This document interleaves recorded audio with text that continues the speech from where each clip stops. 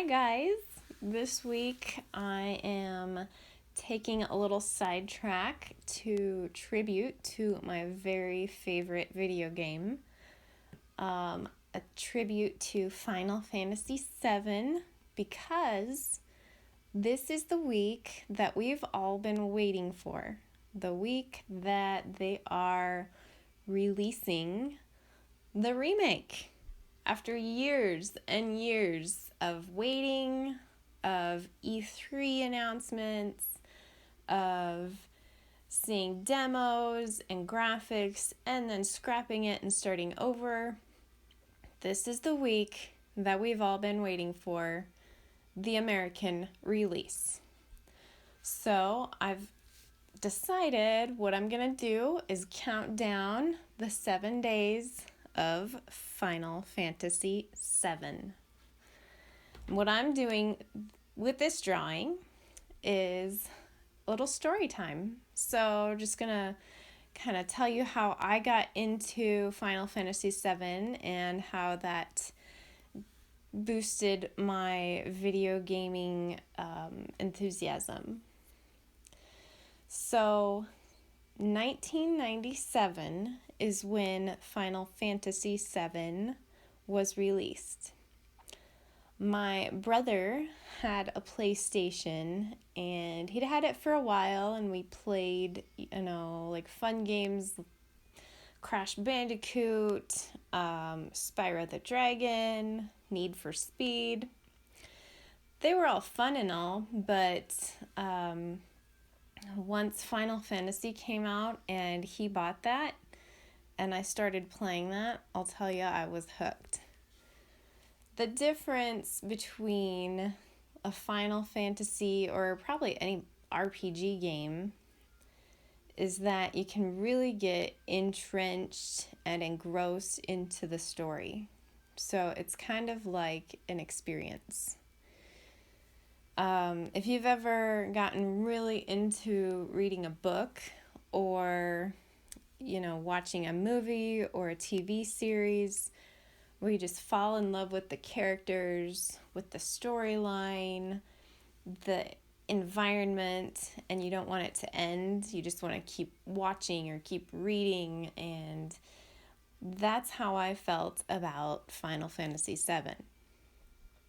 So it's kind of like an interactive book, essentially. There is tons of reading, dialogue between these characters. You learn about their character, about their backstory, and you learn to care about them. You get emotions. You can feel their pain, their joy, and it's difficult to stop playing, just like it's difficult to put down a book because you want to know what happens next.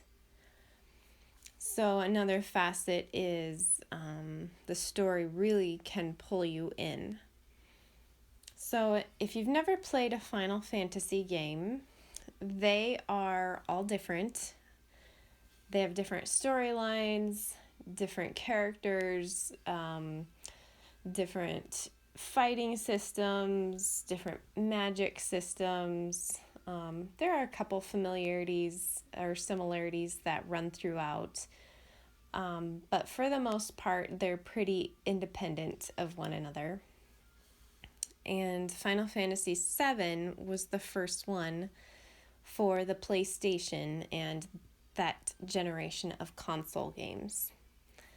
Everything prior to that had been on like a Nintendo or a Super Nintendo with the 18 or 64-bit graphics, the little music that was cute but nothing cinematic.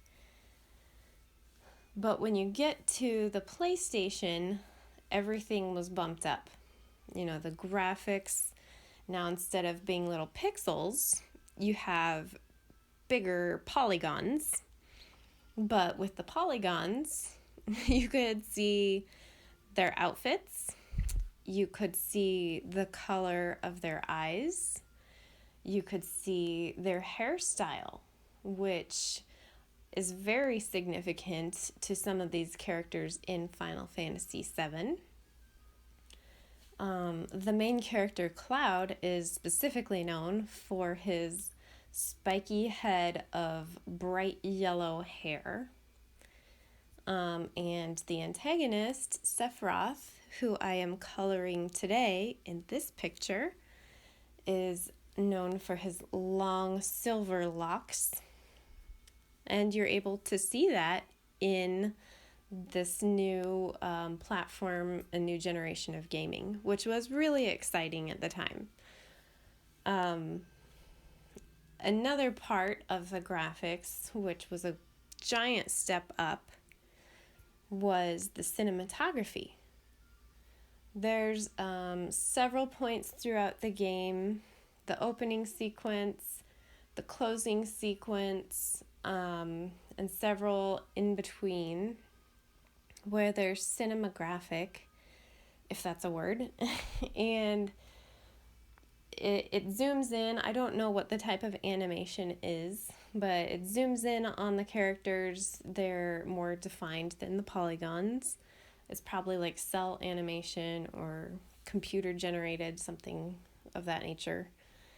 And it's beautiful. You can see the lighting, you can see the in-depth facial expressions, you can see detail in the environments, the backgrounds. So that was pretty epic for the PlayStation console.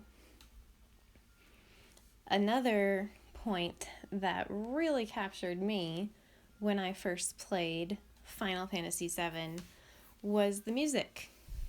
So this is the first video game that I just fell in love with the music. And I'm not sure if you can hear it now in the background, but I do have a little bit of Nobuo Uematsu's Final Fantasy VII Jenova playing. And he is one of the best game composers in my opinion. But you can definitely tell he put a lot of his heart and soul into all of the Final Fantasy tracks that he did. I think he solely composed Final Fantasy 1 through 9, I think it is. And then I believe 10 and after he did some collaborating with other composers. But the song that really got me was the very last fight song when you're playing the last version of the end boss of the whole game. It actually has this choir singing, and I believe it's in Latin. But I just thought it was the most cool thing ever. Just seeing this amazing graphics with amazing music, and everything just flowed so well. It was, like I mentioned earlier, an interactive story for you. And it really got me hooked on RPGs, which stands for role-playing game, if you're not familiar. So those are some reasons that really got me into Final Fantasy and into other RPGs as well. So Final Fantasy VII, when it first came out, like I said, my brother had the PlayStation. One specific memory that I have of it was we were playing on the same PlayStation, and if you remember back then, we had memory cards. So he had played before I had. He had his own save, his own saved game, and when he let me play, one time I accidentally saved over his game, and I felt terrible. This was back before I knew how to play. before I knew you were supposed to level up your characters, before I was any good at video games. And of course, I'm sure his characters were super leveled up. He probably spent tons of time fighting and getting awesome materia, which is your source of magic in this game.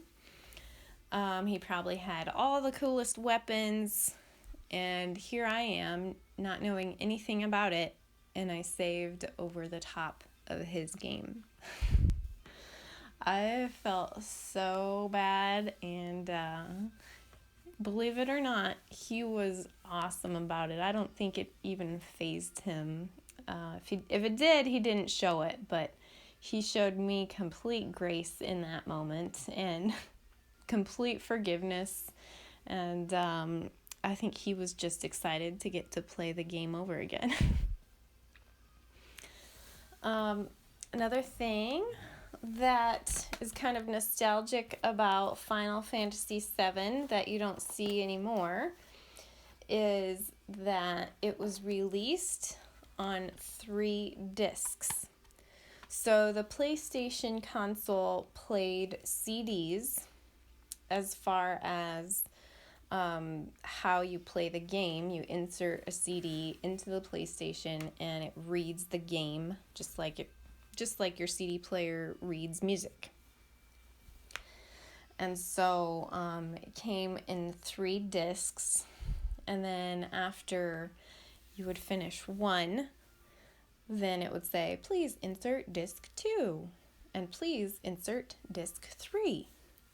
And those are completely nostalgic now because I don't think video game consoles even use, I guess they might use discs now, I'm not sure. But now they're all run off of like Blu-ray discs, so you only have the 1 disc, or you download the game from the internet. So I don't think that the 3 or 4 disc system is even in existence anymore. So after loving Final Fantasy VII and getting really attached to it, I went on and played Final Fantasy VIII, 9, 10, 10-2, 12, and I did play 6. That was going back to Super Nintendo. So that was going backwards as far as generations and graphics and stuff, but it has some really great music.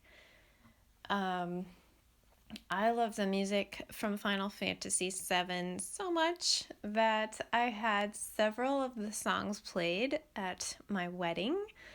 I have a super amazing husband who didn't mind me walking down the aisle and walking away from the altar to Final Fantasy VII music. To me, it was really special, and we had our niece play it. She did a great job.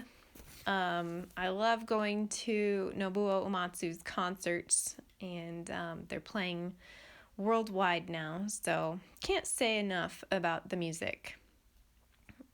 So, guys, this is day 1 of 7 days of Final Fantasy coloring, Final Fantasy VII coloring, in tribute to the release of the Final Fantasy VII Remake. Hope to see you again in the next 6 days, guys. Be sure to share this video with all of your Final Fantasy friends. Hit the subscribe button and hit that notification bell so you can be notified anytime I release a new video.